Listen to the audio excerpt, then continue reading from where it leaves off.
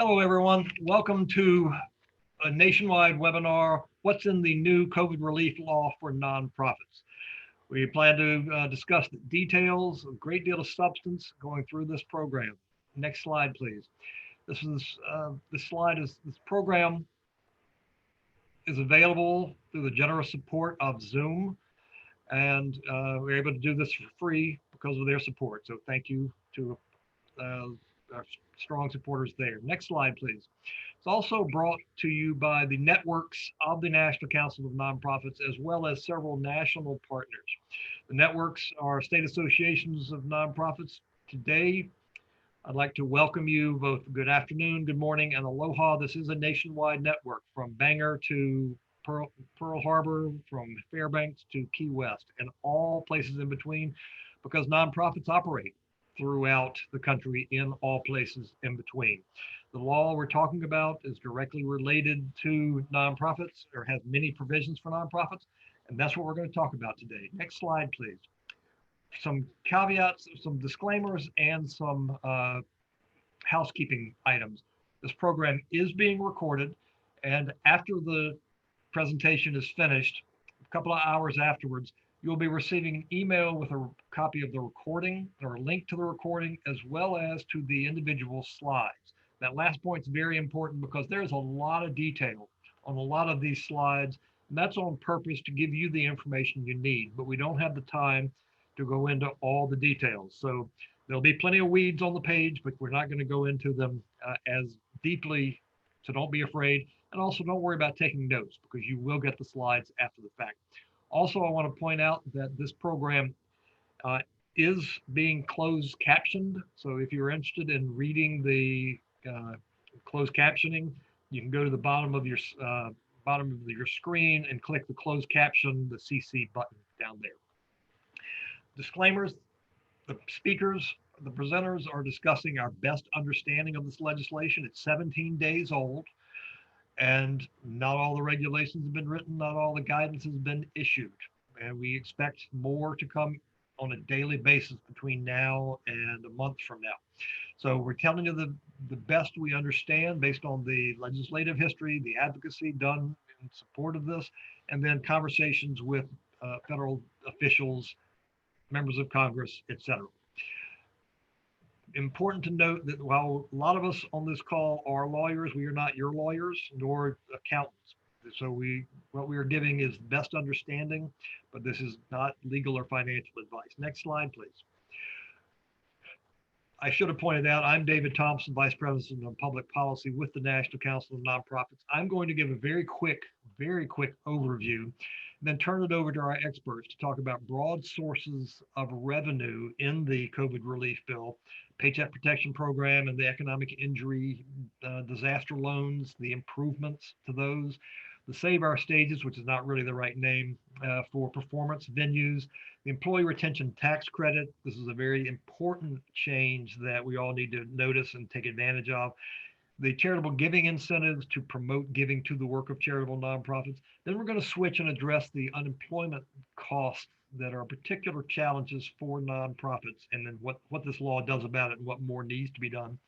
We're going to talk about appropriations and other issues. Appropriations cover $1.4 trillion of this legislation. There's a lot in here of interest, and our colleague is going to dig into the things that matter most to nonprofits. Then we're going to end with questions and answers. We've already received hundreds of questions, and we've shared with our speakers, so many of the answers will be given during the presentation, and we will have questions, question and answer at the end.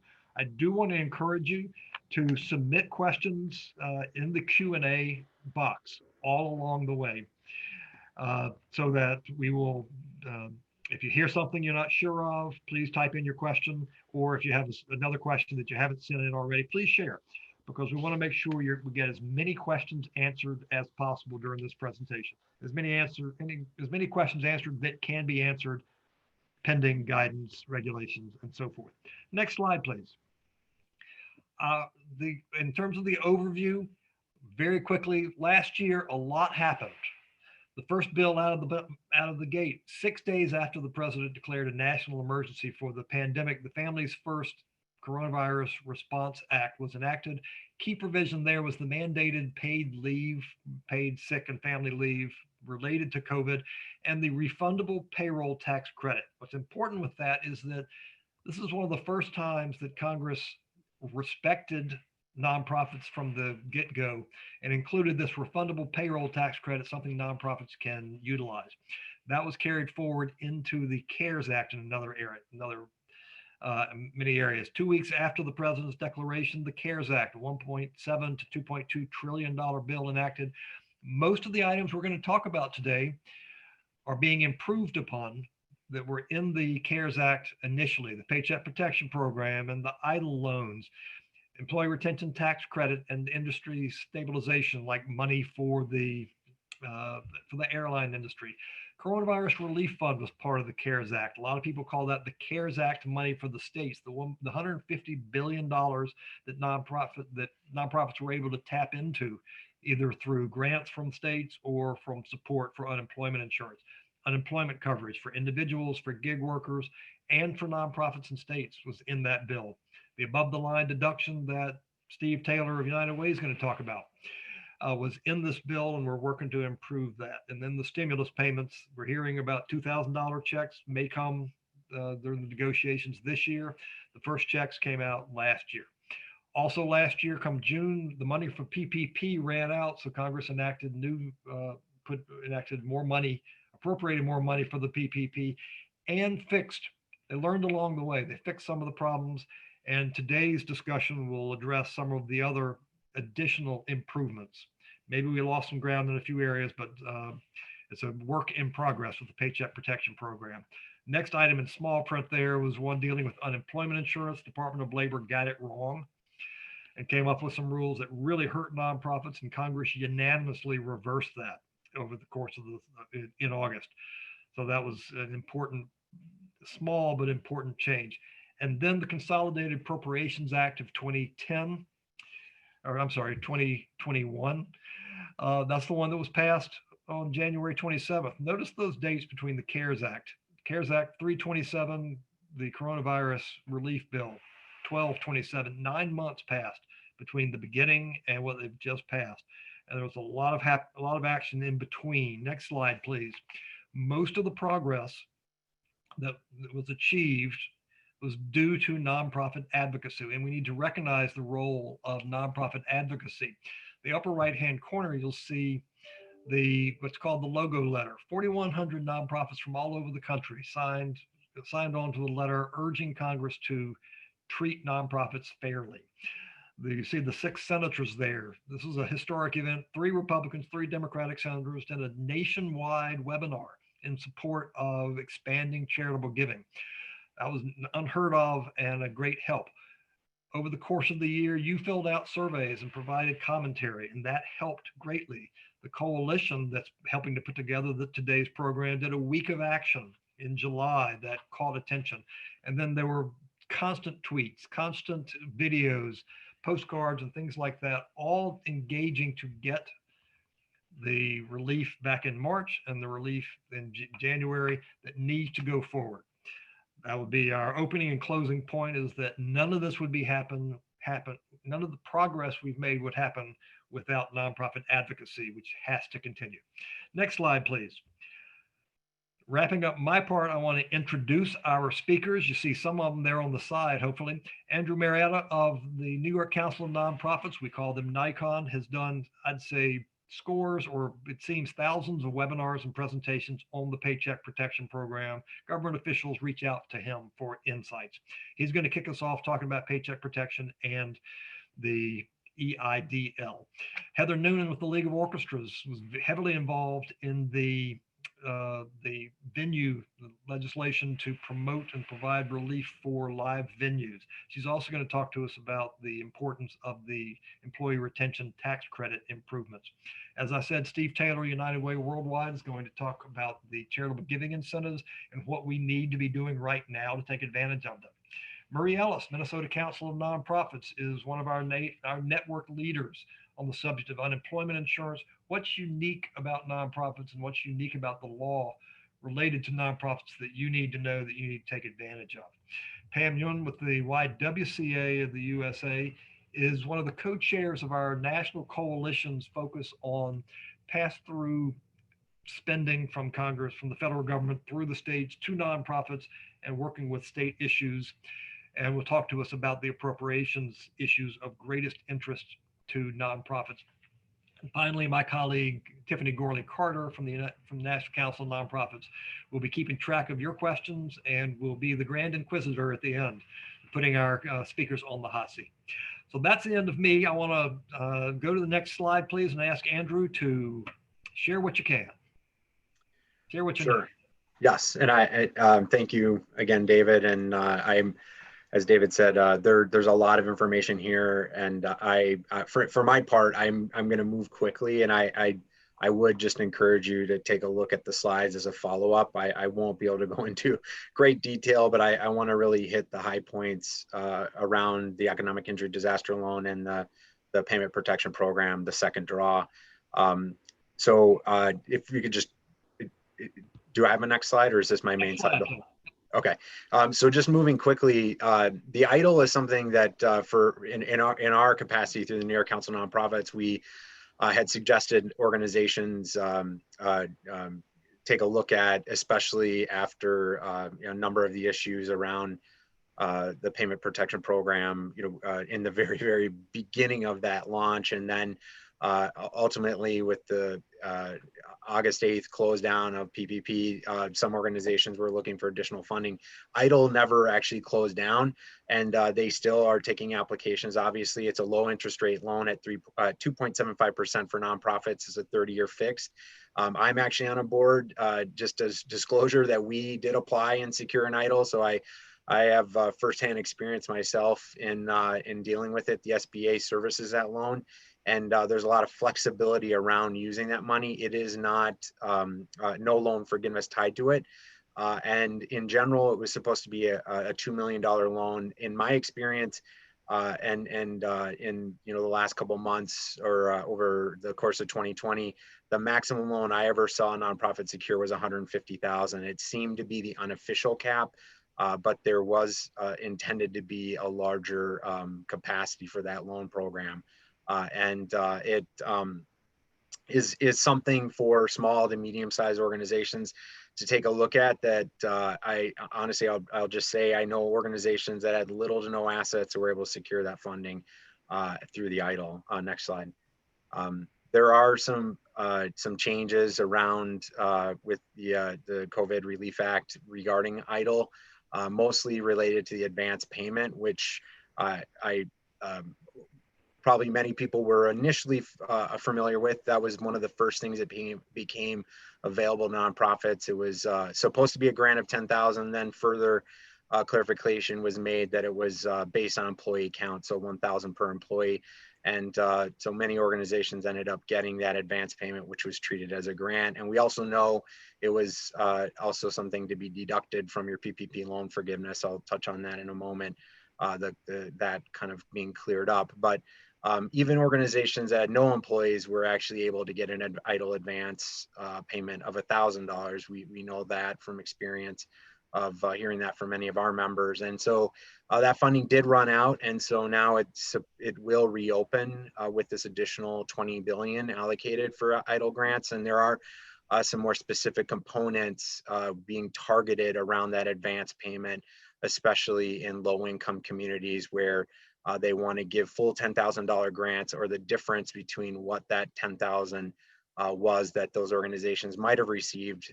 Say they got $2,000, they may even qualify to get another $8,000. So we're waiting for more information on that program. Next slide, please. But we do assume that the EIDL advance grant will reopen. They're kind of now just transitioning to really PPP loan forgiveness. I have a couple of things I just want to hit on, and more specifically, just reminding everybody in terms of the overall scope of PPP, what that really consisted of. It was 60% requirement around use of that PPP loan for payroll expenses, and that was encompassed with cash compensation, employer paid health and retirement benefits, and then employer paid state and local payroll taxes, not the federal tax piece of it. And then that was a minimum use of 60%, while the non-payroll eligible expenses was a 40% maximum. And that included rent, mortgage interest, and really, I don't want to get into some of the other pieces around other interest, but really rent and mortgage interest were the forgivable components, then utilities. So what wasn't covered, and I think this answers a number of the questions that we've received in advance, 1099 contract employees, just kind of shooting right to that. They weren't covered under the first round, and they will not be covered under the second round. They can apply the second draw, they can apply directly themselves as independent contractors. Also excess wages over $100,000. So you can pay an employee. In fact, I had a call earlier today, can pay an employee up to that $100,000 salary, but anything above that is not going to be applicable for your PPP loan funding. And over your covered period, you're gonna have to prorate that $100,000 salary allocation. And then any employees permanently outside the US aren't gonna be covered, as well as that federal portion of those taxes. And then finally, if you took advantage of, as David had mentioned earlier, the Families First credit or Coronavirus Response Act for credits for sick and family leave, you can't use your PPP money and take advantage of that credit. So just generally, what I want to point out around the COVID relief highlight changes, which all are applicable for 2020 around that second draw, but many of these are retroactive back to your first round. So there was a clarification around group insurance benefits. So now we can use our PPP money to pay for group disability and life insurance, as well as health insurance, dental, and vision. And dental and vision were clarified in an FAQ through the SBA towards the end of the year, probably around October or so.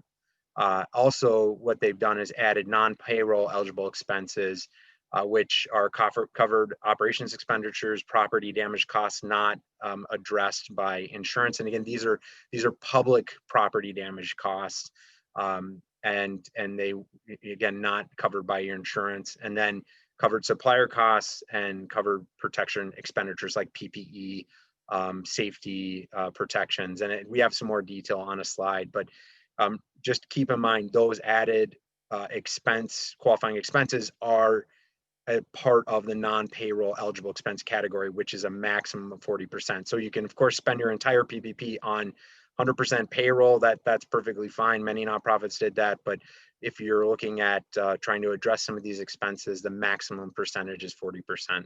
Next slide, please. So just loan forgiveness applications. This is obviously, we've followed this ever evolving road with the PPP loan forgiveness applications. You have 3 of them: 3508, 3508EZ, 3508S, with different distinctions. I'm not here to talk to you about them, but more importantly, it mentioned, yes, there will be a 4th, which will be a 1-pager certification. We should see it in January. It is going to be applicable to your first round draw loans, and should be the certification we heard rumored and discussed through legislation throughout last year. So you will finally see that. And of course, we're waiting for that draft. Next slide, please. So I've encouraged organizations I work with, especially 50,000 and less, there really is no reason not to move forward with loan forgiveness application if you have a smaller loan. That 3508S is fairly simplistic. The only distinction really between that certification and, for example, any of those other forms is going to be the documentation portion. So with the certification form, if you do qualify, and I should say 150,000 or less in terms of loan amount, you won't have to file your documentation. So if you're at 150,000 or less, you might want to wait for that certification. If you're above 150,000, that certification is not going to be applicable. So you're looking at the 3508 or the full application, or the 3508 EZ. The idle advance payment, this is what I had mentioned earlier. Now with the Relief Act, we get to not have the impact of the idle advance payment deducted from our PPP loan forgiveness. So this is great. So if you got that payment from 1,000, maybe up to 10,000, whatever it was based on employee count, it's no longer deducted from your PPP loan forgiveness. So if you've already filed for loan forgiveness, that will be addressed by the SBA, and you will be made whole. So you will not have a loan service amount of, whatever that is, that they deducted. And if you have yet to apply, that will be addressed, obviously. Next slide, please.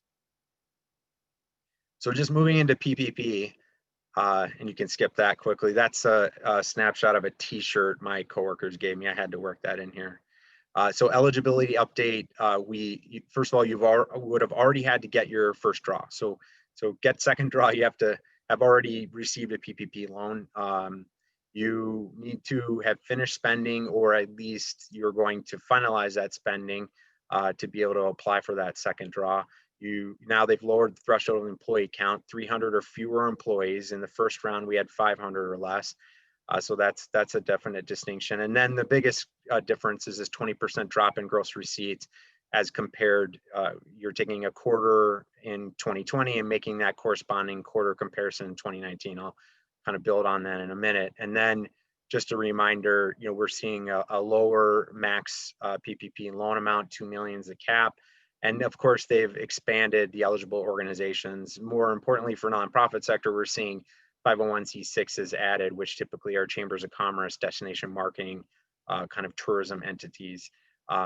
Also, we have another presenter here who I'll be handing off to shortly, and I'll be asking my own question just as a transition. But the organizations that receive a grant under the Shuttered Venue Operator Grant, or SOS, as some people are calling it, Save Our Stages program, can't apply for a PPP second draw, or you can't receive both funding options. So that's a distinction. And this is the same as the first round. Any business organization that wasn't in operation as of February 15th of 2020, you will not qualify for second draw as well, or at the first draw if you're they are taking some first draw applications, obviously, with opening PPP back up. And they're, again, the program requirements are the same. Next slide, please. So the next piece I'm just touching on here is the application is out. It was just released last weekend. Fairly simple, simplistic. We have the same calculation, 2.5 times our average monthly payroll, but we have a couple different choices. We can use 2019. Many organizations did. If you just want to use that again, you're not going to have to update any documentation with your lender. That's at least our understanding. And also, you could instead change to 2020 or 12 months prior to your application. And so you have a couple different options here. The NAICS lookup is a kind of a new piece, and so I just included a link. You can, if you don't know that code, you can kind of, by process of elimination, do some searching and pick that. For most organizations, I don't think it's going to be too much of something that's going to impact your organization, but there are some very specific opportunities under the COVID Relief Act, PPP second draw, especially for hotels and food businesses that have an NAICS code of 72 that can get 3.5 times that average monthly salary. So that is one of the reasons we're seeing that code here.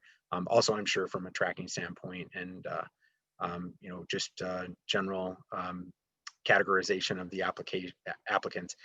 So the 25% reduction in gross revenues, this, again, they're making a distinction. 150,000 is kind of a common theme.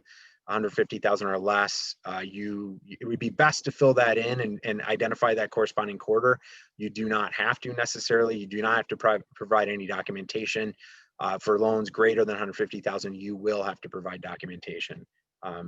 And so for first draw loan applicants, I'm actually involved with the Chamber of Commerce myself. We'll be able to use 2019 or 2020.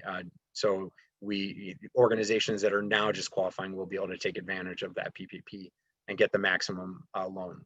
Next slide.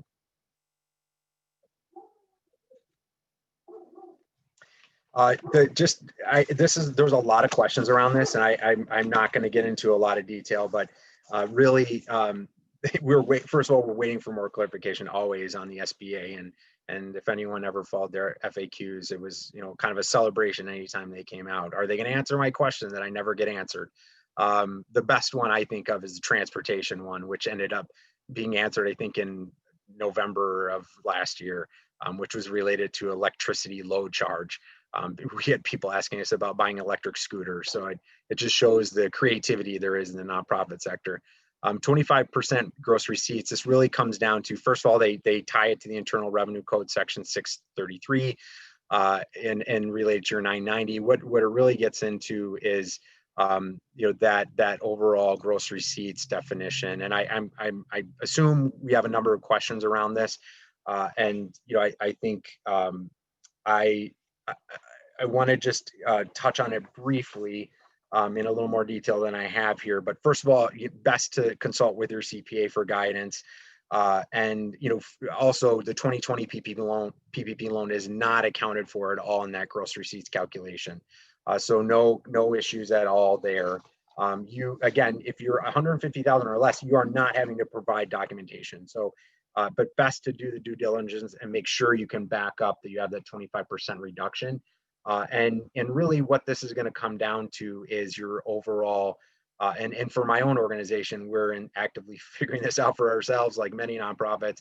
But really, our understanding at this point is that the definition of gross receipts would really include all your income without a reduction for costs and expenses. So you could include fundraising income, but it wouldn't include the direct fundraising expenses. Now, the for-profit sector is getting to do that net revenue, and we're understanding that our assumption is that will be applicable to nonprofits as well. And so we're hoping to have that clarification shortly. But for many nonprofits, you're looking at your overall revenue in terms of earned income, grants, fundraising, and then making a corresponding comparison to whatever, say, Q1 2020 compared to 2019, and you're looking for that reduction of 25%. And so then there would be documentation that you would have to provide either upfront or if you're $150,000 over that loan amount, or if you're at 150,000 or less. Next slide, please. And the other biggest change is the covered period. So now we had 8 weeks when you first started the program. Then after the PPP Flexibility Act, you had 24 weeks afterwards, but anyone earlier could choose 8 or 24 weeks. Now we finally get what many people had been asking for, the choice of an option in between. So between 8 and 24 weeks, you can select that covered period. So if it's 12 weeks, 13 weeks, 14 weeks, whatever works best for your organization, gives you more flexibility to spend that money. Again, just a reminder, that covered period date begins the date of the disbursement of your funds, or if you're aligning it with that first payroll period, that clock starts ticking, and that covered period is with the time you're spending that money. Next slide, please. And then just highlighting some other quick new additions. I touched on these earlier, but again, the payroll expense clarification, and then a little more detail here around the non-payroll expenses. And I don't want to read them to you, but there were some questions. So we have an expansion of how the operation expenditures, software, accounting expenses, human resources expenses. So we're getting some more flexibility here. Again, that property damage costs that are related to public disturbances that aren't covered by your insurance. Covered supplier costs, think of that kind of chain of command, purchase orders, order for goods. This may not be as applicable for nonprofits, but I'm sure there's some out there that they can take advantage of it. And then covered worker protection expenditures like PPE, those safety and health standards we had to address. And I'll just say there was a couple questions I saw already. People saying I wasn't able to spend all my PPP money in the first round. And the great thing about these additional new expenses is it gives you an opportunity to go back and really look and see how you might be able to take advantage of these, because they're retroactive back to that first draw. So hopefully you can take advantage of these new additional expenses and use up the rest of that PPP money in the first round to get full loan forgiveness. So I just wanted to state that very quickly. So with that said, I'm going to turn over to Heather Noonan, again, representing the League of American Orchestras, to talk more to us about the Shuttered Venue Grant. And more specifically for myself, I have a question. I work with a ton of culture organizations, and one of the biggest concerns for those that are looking at SOS is, we know that we assume the money is very limited for PPP second draw is going to go quick. And we assume we're hearing obviously that it initially opened today. And for some of the banks I'm connected to, they're hopeful they'll open up for applications by the end of the week. maybe Friday, who knows? I doubt tomorrow, but you never could. We could be lucky. And so, if that money goes very quickly and you can't take advantage of both resources, can you apply for PPP second round and then rescind that money to then take advantage of Shuttered venue, the Shuttered venue grant, if you are able to secure that money? That's some of the questions that I know I've received, and so I'm just kind of passing that off to Heather with her overview. Great. Thanks very much. And I'll just say you've gone right to the most frequently asked question about the Shuttered venue operator grants. We can move to the next slide, and I will let you know what we know about that and everything else about this new program. So any of you who were following all of the advocacy that it was initiated on this topic will know this as the Save Our Stages program. That's a framing that was used when the bill language was first introduced. And it's also the notion behind the intent of this provision, and that's mainly to try to help those organizations, entities, and individuals that have had shuttered operations associated with live events. And this provision has undergone some changes in its 9-month incubation period. So we'll go over what's the scope of what's in the bill. But unfortunately, this is one of the provisions where we don't yet have complete guidance. So what I can review for you today is some top line eligibility information, and then there'll be just a lot of questions that we just don't have the answers to yet. But if you're following along in the bill, we let you know here where you can find the letter of the law, starting on page 21, 24. But it is worth taking a look because lots of specifics around what it means to be in the live event business are really a big part of eligibility for this. There's $15 billion available to access for for-profits and nonprofits, and there is a $2 billion reserve that's meant for organizations with 50 FTEs or fewer. Also important to note, this has its own FTE definition that's really quite generous. And so we might find more organizations, calculating that they're under 50, or later I'll mention a 500 FTE reference. We'll want to pay close attention to what that FTE calculation means for you. We might get more information on this program as early as tomorrow. Go to the sba.gov site to find out more about a webinar on the Shuttered venue operator grants that's planned for tomorrow afternoon. Our understanding is that it will be very preliminary in nature. So since the guidance still isn't out, they'll basically be hitting on the top line issues. We do not yet have the answer to the question, can you initiate applications to both PPP and the Shuttered Venues grant and receive only one?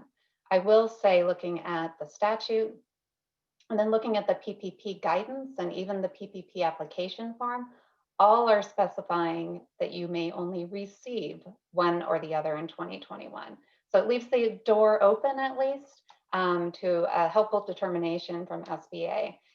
One other thing I just want to clarify is that you can have received a PPP loan in 2020 and still be eligible for the Shuttered Venue grant in 2021. You just can't receive both a 2021 either first draw or second draw PPP loan and a grant through the Shuttered Venues program. Like PPP, this also comes with an overall revenue decline requirement, but it's applied differently. So here, the 25% revenue decline is applied to gross earned revenue. We've yet to see how the definition of earned revenue will play out, and that's another question we expect to be addressed. But just as a starting point, that revenue decline cuts across all grant applicants. The next page. So who are the eligible entities? As I mentioned, it spans nonprofit and for-profit, government-owned, and sole proprietors.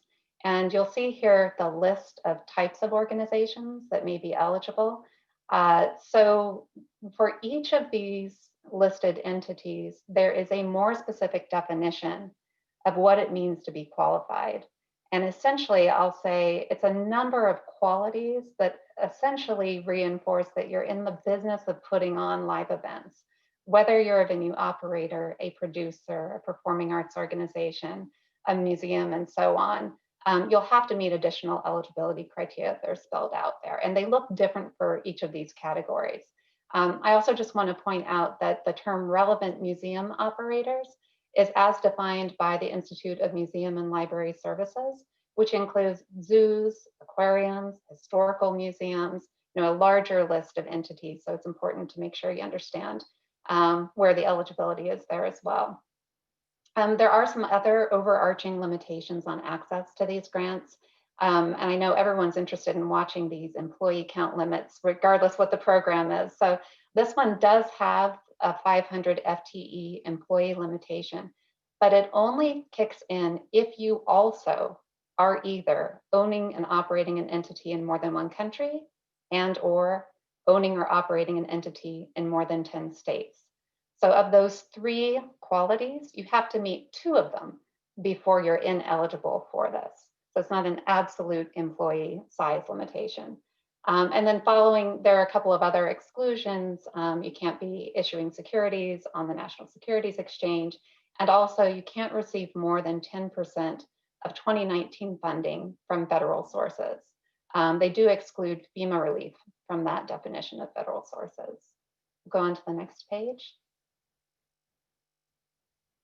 So we don't know, I've seen lots of questions, we don't know what the timing will be for opening up eligibility for this program. And as Andrew mentioned, there's a lot of concern about how quickly can you access PPP resources, and also really big questions about how quickly $15 billion of resources for these grants might be used. There is a priority period, essentially a 28-day priority period that is determined by revenue declines. And again, the bill language only says revenue decline here. So we're waiting to find out how that revenue is assessed. But you can imagine for nonprofit organizations, this is a serious consideration, because for the first 14-day, revenue declines have to be of 90% or more. And for those that receive ongoing charitable giving, that could be a really tough standard to meet, despite the fact that you've suffered severe financial harm since the onset of COVID. The second 14 days then rolls to those with a 70% or more revenue decline. And in this calculation, we do know that any relief funds that were accessed through the CARES Act will not count as revenue in that formula. But beyond that, we're still waiting to find out how this revenue determination works. There has been a set aside, so there's a 20% set aside reserved for non-priority grants. So at the conclusion of the 28 days, we know at least that amount of funding would be available to those that don't at first qualify. On to the next slide. So for eligible costs, there are some significant differences between the Shuttered Venue Operator grants and PPP. I share with you here what the timeframes are. There's a mention here of supplemental grants. There is a provision that basically says after the first round of grants have been awarded, organizations that are still suffering an 80% or more revenue decline have an opportunity to go back for supplemental funding. So that, again, we'll be watching to see how the sequencing works and how the resource availability works out for that as well. And then the allowable expenses include some things that are very similar to PPP, but one significant difference is payments to independent contractors are included as eligible payroll costs. And I'll just say in the arts sector, this is a big one because we have a lot of gig economy workers who aren't covered under the provisions of PPP through their traditional employment relationships. And then also there is not attached to this a specification on how much funding must be used towards payroll costs. That was not included in the bill. It's another distinction. And then finally, just a reminder, I know it's probably obvious, this is not a loan. It's not meant to be administered through lenders, and it's not a forgivable loan. This is a grant. We're still waiting to find out how the channel will operate. We're anticipating it could go through grants.gov, which has all kinds of registration requirements attached to it. We're encouraging anyone not familiar with that portal to get familiar with it if you think this might be an option for you. And the grant amounts are based on 45% of an entity's gross earned revenue in 2019. There is a cap at $10 million per recipient. Again, we still are waiting for the definition of gross earned revenue. so that anyone who's weighing PPP versus this can understand exactly what their amount of relief might be. So the next page. David, I don't know if you want to take a breath for a transition to ERTC. Only in that a lot of nonprofits can't access PPP, and a lot can't access the shuttered venues. And the employee retention tax credit is something that perhaps a large orchestra, perhaps a larger nonprofit that cannot benefit from these other programs that Andrew and Heather have talked about. And this is one that is not a consolation prize, it's a major change. But this is one that we wanted to make sure everyone understood. Yeah, so I think David and I will both kind of tackle this one and any questions that come down the road. But just as David said, the employee retention tax credit wasn't available in 2020 when you had a PPP loan. And so a lot of folks probably just didn't really look into how it worked. This is another area where we're waiting for guidance on all of the really helpful and terrific expansions, extensions, and retroactivity of this provision come into play. I would encourage you, if you didn't use ERTC last year, to look at the Treasury guidance on ERTC. They have a FAQ that spells out for you how it worked. It's good to just get familiar with some of the basics of it, and it's actually a really handy tool to step you through some of the major provisions, because a lot of them still apply or have just been adapted for this year. So the most important thing to know is that if you did receive a PPP loan last year, you are retroactively able to access the ERTC. Now, probably, obviously, you can't double dip. So when it comes to compatibility with PPP last year or this year, you can't apply both forms of federal relief to the same payroll wages. But this does offer a real opportunity for, I think, a number of organizations who kind of counted ERTC out last year. Looking ahead, this is extended through July 1 of this year. And also it is significantly expanded. So what you can see is last year's version, the 2020 version, is 50% of up to $10,000 in wages per year per employee. So that gives you $5,000, essentially, if you've got qualifying wages for an employee, $5,000 in value. In order to qualify for it, you have to meet the gross receipts decline or be under full or partial suspension of operations. And depending on your full or partial suspension of operations, that will also, in a way, trigger the value that you can get out of the ERTC here. For 2021, looking ahead, it's 70% of up to $10,000 in wages per quarter per employee. And then again, the gross receipts decline is more generous, so a 20% gross receipts decline. So if you add all of this together, if all qualifying employees could access this ERTC in terms of your organization, you're looking at up to, check my math, $19,000 per employee of benefit. So the other thing to note, this is a refundable payroll tax credit. And that approach is really essential to nonprofit access to it. So if you haven't looked into refundable payroll tax credits or been able to use them yet, this is a huge opportunity for you. Thank you, Heather. I'm not going to add more because I started this off a little slow. So let me ask Rick to switch to the next slide and alert you that Steve Taylor, United Way Worldwide, is the go-to guy that I call when I have any questions in this area. Hi, Steve.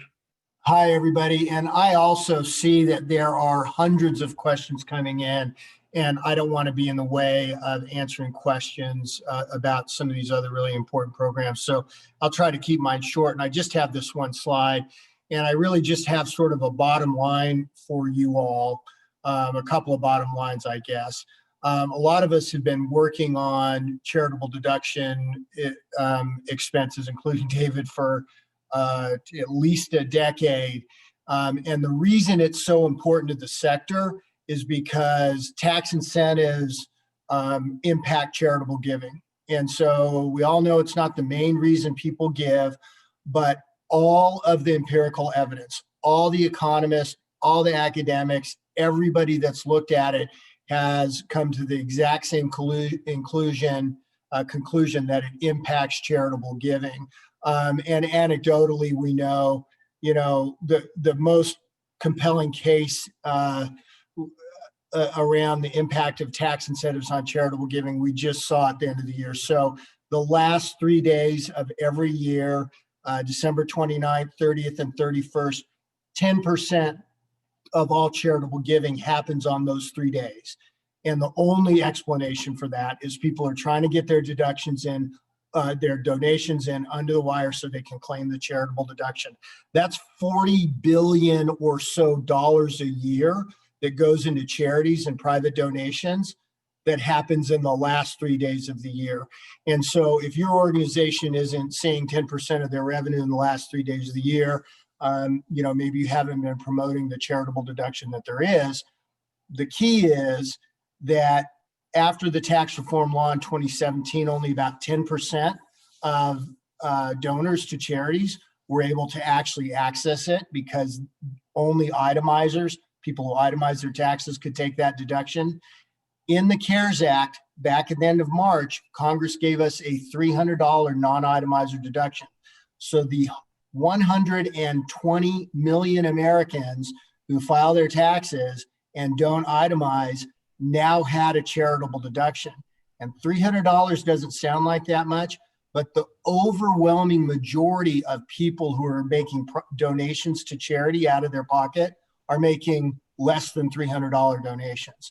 So for most of you, and I will say it's true for United Way, we raise a lot of private donations, and the overwhelming number of our donors are giving us less than $300 a year. So this is actually a really powerful incentive. The convincing probably is not so much that I'm trying to do, is not so much the people on this call, unless you are fundraisers. And what we have found is that there's a disconnect between the people that work in this area, that work in policy, that do advocacy, and our actual fundraisers. And we realize that it's because fundraisers have a different experience because their donors don't tell them that the tax incentive matters. The donors want us to know that the real reason they give is because they're giving from their heart. And that is true. But the reality is they're also influenced by the tax incentives. So we're at a point now where we have gotten an extension of the non-itemizer deduction into 2021. It's the beginning of the year. We got a $300 non-itemizer deduction for individuals. We got it increased to $600 for couples, which is usually in the tax code. It's usually doubled for couples. And now it actually is for 2021. And so everybody, please reach out to your development folks, your investor relation folks, your fundraising folks. Tell them that this is going to help your organization raise more money. All the evidence shows it. All you have to do is promote it, and your organization will raise more money in 2021.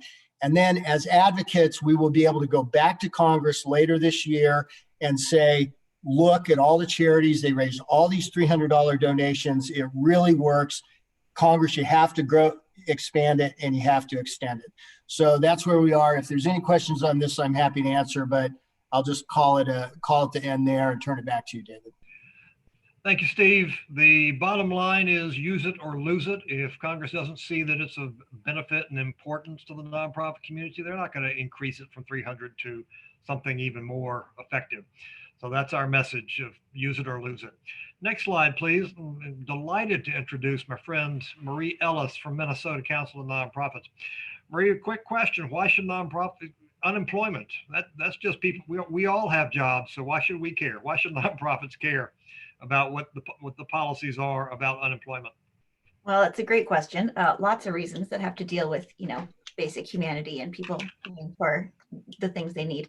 But as organizations and as employers, there's also that side of it, the cost to nonprofits as employers.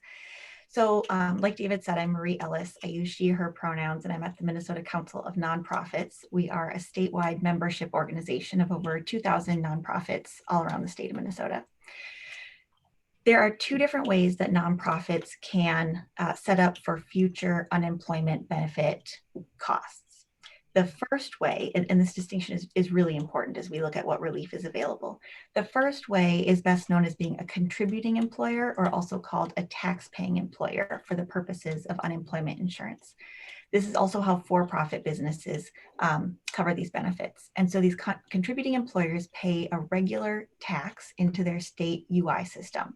Here in Minnesota, it's a quarterly tax. In some states, I think it's yearly, maybe in one state, and monthly in others. That then goes into a pooled fund. And so when an employee is laid off or furloughed, the state agency then pays the unemployment benefits out of that fund. The amount that the employer pays is based on their previous experience with the program. So essentially how often they've had staff eligible for unemployment benefits. Organizations who have had to lay off or furlough a lot of employees, which as we know is a lot due to COVID, and it was completely unexpected, we expect to see their tax amounts increase pretty significantly if there isn't other relief, which I'll get to. Then the other kind of nonprofit for this purpose is called a reimbursing employer. And this is really unique to the nonprofit sector. In Minnesota, about half of our nonprofits are reimbursing employers. I think that's a fairly high number. Other states are likely lower, but essentially that means that they self-insure. And so when an employee is laid off, they apply for unemployment benefits from the state pays those benefits and then bills the employer for that cost. A lot of reimbursing employers use a trust to keep money available to pay those claims. Organizations who had to lay off or furlough a lot of employees, again, due to COVID, without any relief, would be paying all of those bills. So we look at organizations that laid off 80% of their staff, those bills would be completely untenable to pay. So let's talk about what relief is available. For those contributing employers, the ones who pay a regular tax, some states have provided relief for those employers.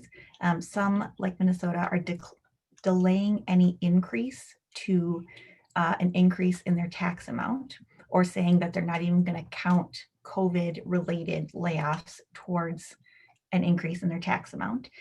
Some are using the federal coronavirus relief funds to fill in some of that. And states can also borrow from the Department of Labor's Unemployment Insurance Interest-Free Loan Fund, or Loan Fund Interest-Free, which is saving them and the employers quite a bit of money as well. The main thing there is that state relief varies wildly.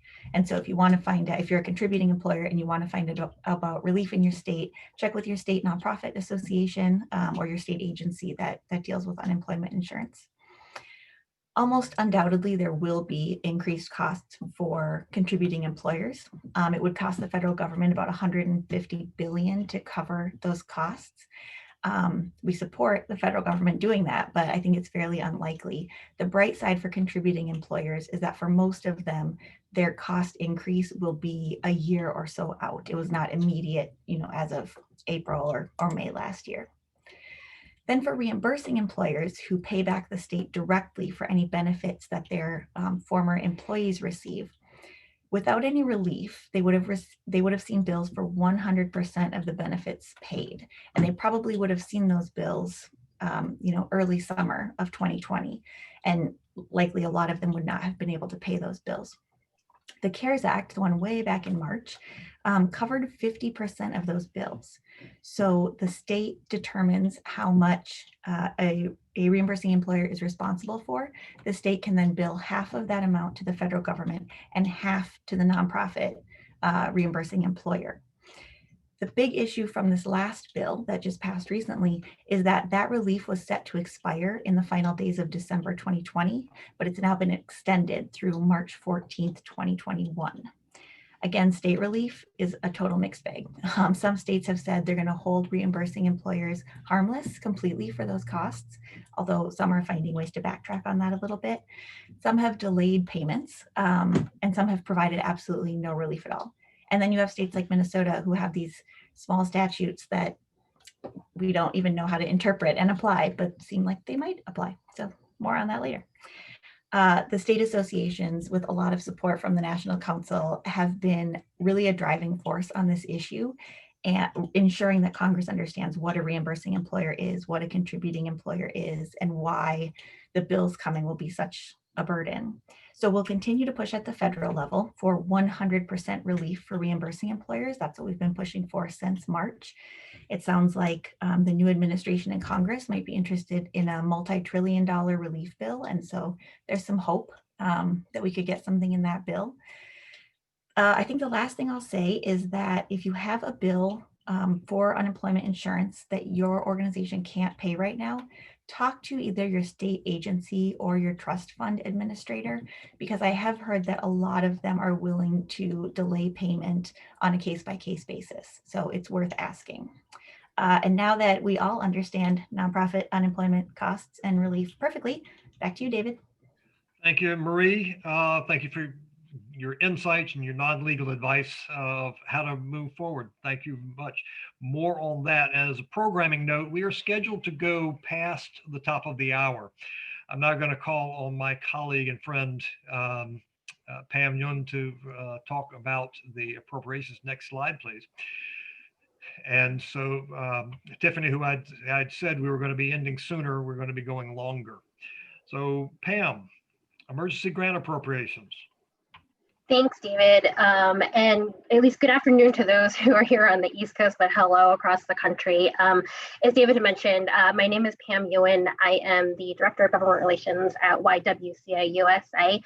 And together with the nonprofit sector and the coalition, YWCA and its colleagues really looked as the pandemic hit back in March of 2020. And then as the need on the ground not only deepened, but prolonged throughout the course of the year, we looked at various ways to essentially infuse funds through existing federal funding streams to help nonprofits on the ground who are essentially on the front line and assisting frontline responders directly for ways to essentially address the immediate funding, the staffing, and the safety crisis caused by the pandemic. While we really do acknowledge that there are many federal funding streams out there, essentially, that will directly benefit nonprofits in this emergency situation that we currently find ourselves in, together with the Nonprofit State Pass-Through Committee, which we proudly co-chair with the National Council of Nonprofits with David and Tiffany, we really narrowed that focus down into a few areas which we'll be highlighting today, particularly childcare, housing, food and nutrition assistance, and domestic violence services. And so what we're going to be able to present to you today is what we had asked for of Congress, and then essentially on the flip side, to provide a juxtaposition, essentially what the sector received or what was infused in by Congress, and essentially to show the delta, and to David's point earlier, how you as grassroots advocates and advocates as a whole can be able to continue to elevate your voices, and where we continue to need your voices most uniquely to be able to continue to ask for some of these emergency grant appropriations going forward. Next slide, please. So one of the things we wanted to quickly just highlight was, in order some of the strategies and tactics we used to be able to demonstrate the need and the deepening need as this pandemic prolonged, that's essentially on the ground. This is just a spotlight example of what YWCA in particular was able to highlight to its legislative partners, essentially to show that through a small poll, our internal survey of ourselves, 75% of childcare programs closed. Many are still in varying states of closure or partial closure, and also 58% of childcare facilities reported funding revenues and decreases. So it just highlighting a strategy and tactic we used to be able to emphasize and provide a state of play of what's really going on in the field. Next slide, please. So essentially, when it comes to childcare in particular, we looked at the Department of Health and Human Services CCDBG grant, or what is formerly known as the Child Care Development Block Grant, which would essentially enable child care and early education providers to maintain critical operations, meet emergency staffing needs, and essentially many of those first responders can have a safe haven for their children to be cared for, well nourished, while they are on the front lines fighting this pandemic. We also took a particular interest in the Head Start funding streams because that is particular support for low-income Americans across the country, and therefore our asks were directly and narrowed into these particular areas. What we asked for by the national coalitions was an infusion of $50 billion to the TCDBG fund, and what we essentially got, both in the CARES Act back in March and the most recent December fund, was approximately $16–17 billion in funding. What I'll be able to emphasize maybe later in the questions, just in the interest of time, is the delta and the importance of that $50 billion and why we need to essentially get that up to there, because childcare, as we know, will be playing a critical role, not only to the immediate economic recovery for our communities and for our employers going forward, but the long-term economic recovery of this country as a whole. So we also saw a great infusion into Head Start, which we were much appreciative of, as well as, unfortunately, though, did not see that expanded definition for frontline responders to include childcare providers, and is something we'd love to be able to continue working on. Next slide. Again, just another example of how we were able to do a short survey of the domestic violence and service providers, YWCA being the largest network of domestic violence and sexual assault service providers across the country, to essentially emphasize the importance of the need that is on the ground and why we need Congress to be able to continue infusing these funds and upping these funds throughout the prolonged duration of this pandemic. Next slide.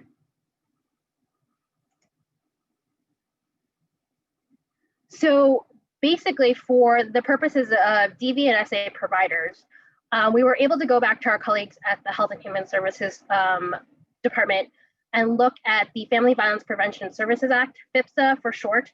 And this, fortunately, was the greatest area of infusion of cash.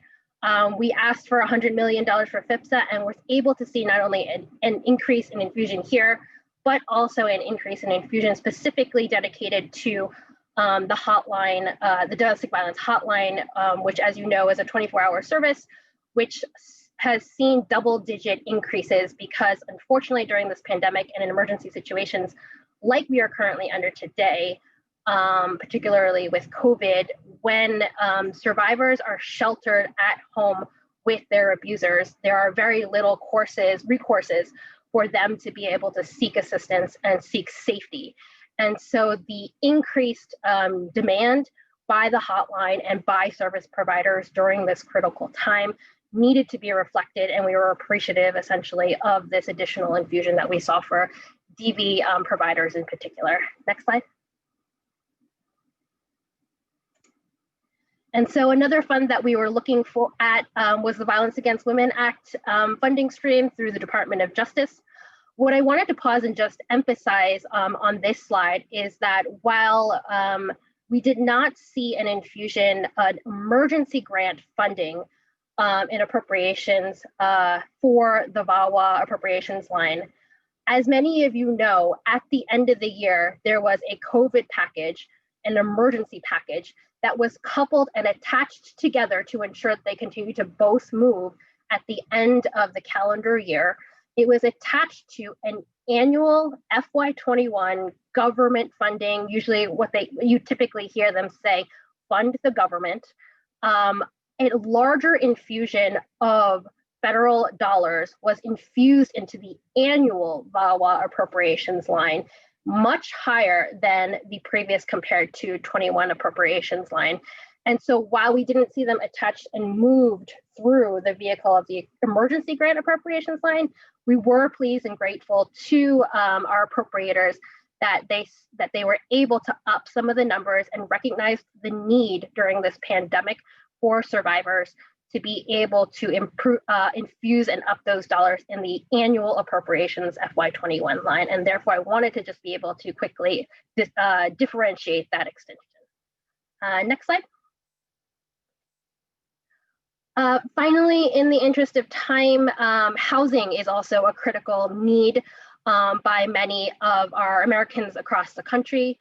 In addition to and on top of the $25 billion in rental assistance and the nationwide eviction moratorium, which we were pleased to see was extended to January 31st, 2021, we were able to look at a couple appropriations lines and the emergency grant appropriations, particularly through the Emergency Solutions Grant and the Community Development Block Grant to see an additional infusion of cash to assure that state entities, counties, cities that eventually trickle down to our local providers are able to continue to provide housing, shelter.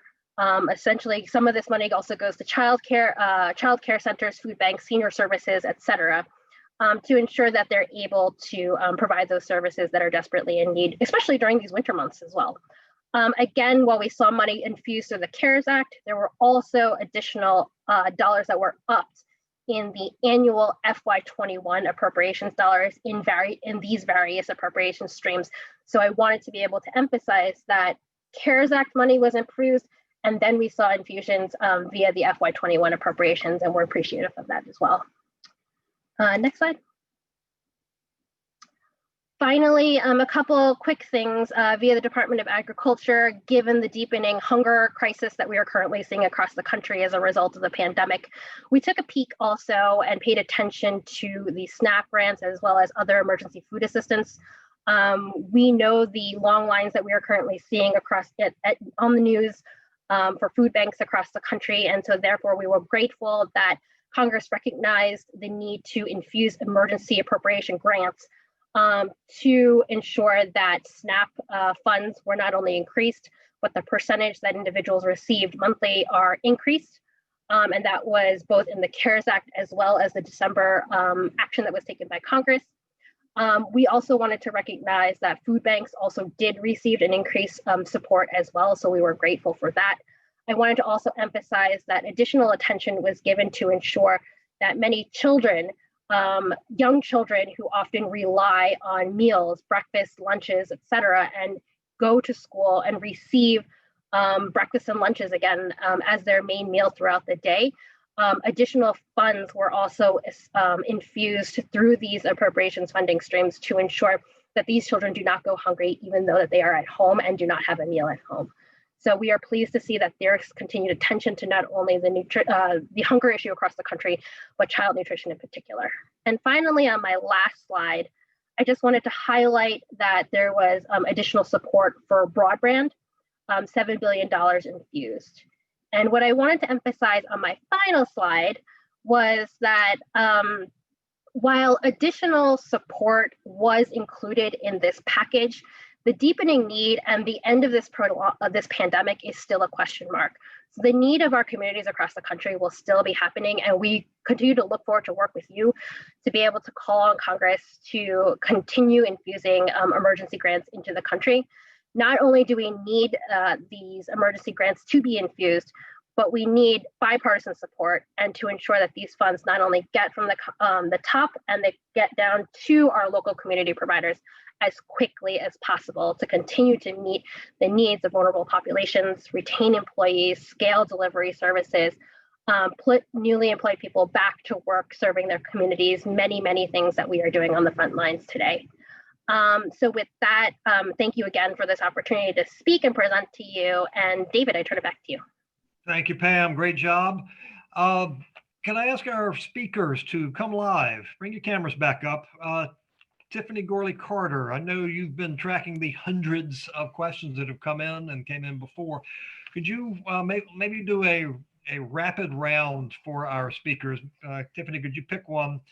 We're scheduled to go on to the quarter hour. Could you go ahead and pick a question or so for each of our folks, and then we will wrap up.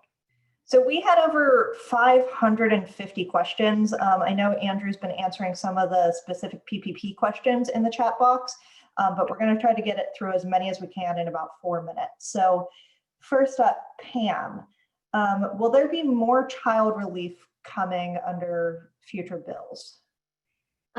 That's a great question, and we really, really do hope that there is more infusion. It has been a #1 priority from not only the incoming administration, but as well as bipartisan House leadership, and therefore we're optimistic. I do want to emphasize that while we did see emergency grants, we need to be able to get the number up to at least $50 billion. That $50 billion was calculated because we know that it will only cover a minimum of 4 months of services for childcare providers across the country. And so depending on how long this pandemic grows, that number could be increased. And so the need is great on the ground. And so we're hoping to see that coming forward soon. Marie, quick question on unemployment insurance. So there's a question in the chat box about the date that was extended and whether it was included in the most recent package. Can you cover that real quick? Yeah, the 50% relief for reimbursing employers in the original CARES Act that was passed back in March, that went through December of 2020. But then the bill passed in December extended that 50% relief through March 14th of 2021. Great. And so we need to have that extended again, or we need the full coverage for the next stimulus package. Exactly. Great. Steve Taylor, you're not on my screen, but hopefully you're on. Great. Question about the $300 versus $600. This was in the chat box as well. Can you confirm what the amount is for married persons filing jointly? That's $600 for sure. So an individual tax filer gets $300, joint tax filer gets $600. And when you promote the deduction, don't get into technical stuff. Don't do a legal disclaimer. Don't refer them to your tax lawyer. Just say, did you know all donors can claim up to $600 or up to $300 for your deduction to name your charity? So keep it simple and straightforward. Perfect. And that was my other question for you, which was what is the easiest way to make it understandable for donors and members to take advantage of that? So thank you for covering that. There was a lot of questions coming in from both previously and during this presentation about that. So thank you. Heather, on to Save Our Stages questions. Can you once again clarify, and I know that this might fall under what you were saying earlier about we're still getting more information, but how the Save Our Stages grants affect PPP grantees? So can you do both? Can you just cover that one quickly again? Sure. So in 2021, you may not receive both a PPP loan and a shuttered venue operators grant. Still at question is whether you could apply for both, set those applications in motion, and then only accept one of them. That is the biggest question on everyone's minds right now that we don't yet have an answer to.